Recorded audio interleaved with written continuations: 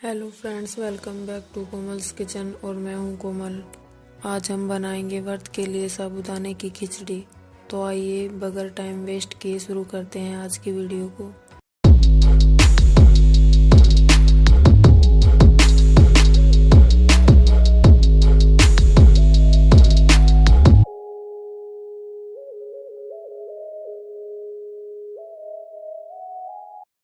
Friends, साबूदाना बनाना बड़ा ही आसान है और झट से बन जाता है।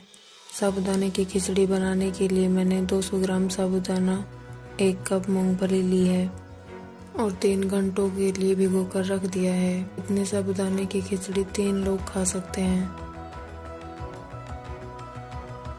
साबूदाना बनाने के लिए मैं यहाँ 3 हरी मिर्च और 3 टमाटर ले रही हूँ। टमाटर और हरी मिर्च को छौंक के लिए बारीक काट लेंगे। मैंने टमाटर और हरी मिर्च को काट लिया है। 3 घंटे हो चुके हैं और हमारे साबूदाना और मूंगफली अच्छे से फूल चुके हैं और साबूदाना बनाने के लिए तैयार हैं। छौंक के लिए हम लेंगे 2 चम्मच घी।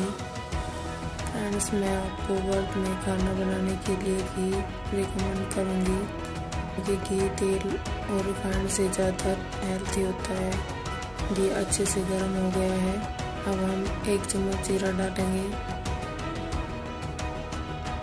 1 पिंच हींग। जीरा और हींग को पकने देंगे। अब डालेंगे कटी हुई हरी मिर्च,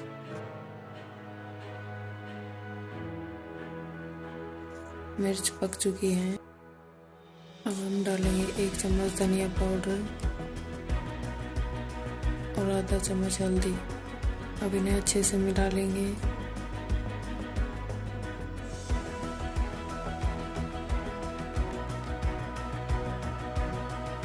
अब टमाटर डाल देंगे और अच्छे से मिला लेंगे।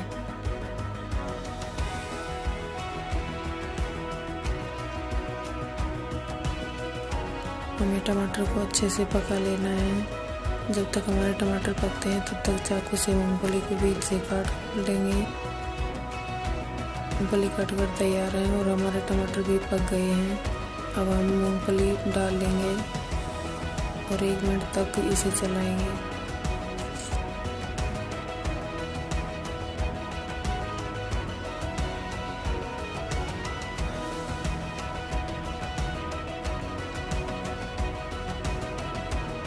अब डालेंगे 1 चम्मच सेंधा नमक और आधा चम्मच काली मिर्च पाउडर।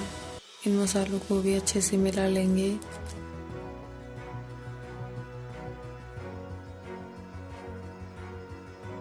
अब हम साबूदाना डालकर साबूदाना को मसालों के साथ अच्छे से मिला लेंगे।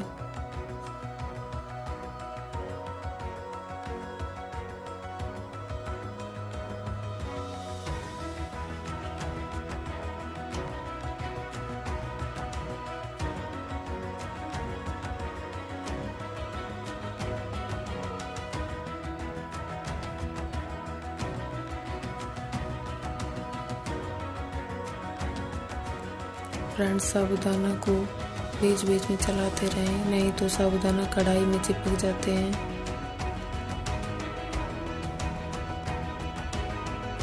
साबूदाना को हम ट्रांसपेरेंट होने तक पकाएंगे। हमारे साबूदाना अब कलर छोड़ने लगे हैं। हम इसे थोड़ा और चलाएंगे। अब हमारे साबूदाना पककर तैयार हैं। अब हम साबूदाना को एक बाउल में निकाल लेंगे। हमारी साबूदाना खाने के लिए तैयार है।